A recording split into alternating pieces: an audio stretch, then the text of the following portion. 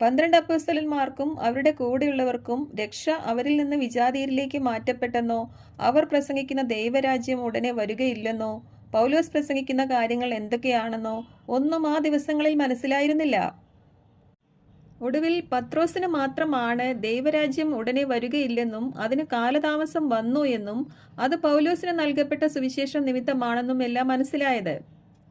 അങ്ങനെ അവർ കുറച്ചു കാലം കൂടെ അവരുടെ സുവിശേഷ പ്രസംഗങ്ങൾ തുടർന്നു. എങ്കിലും ജെറുസലേം ദേവാലയം തകരുകയും അവർ ലോകമെങ്ങും ചിതറിപ്പോവുകയും ചെയ്തതോടെ യഹൂദരുടെ സുവിശേഷ പ്രസംഗങ്ങൾ നിൽക്കുകയായിരുന്നു.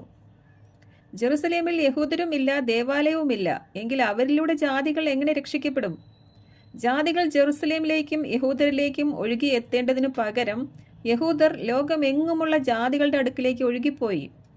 അങ്ങനെ ദാനിയേൽ പ്രവചിച്ച 2 ശൂന്യങ്ങളിൽ ഒരു ശൂന്യ അവസ്ഥ നിറവേറുകയും ചെയ്തു. അവരുടെ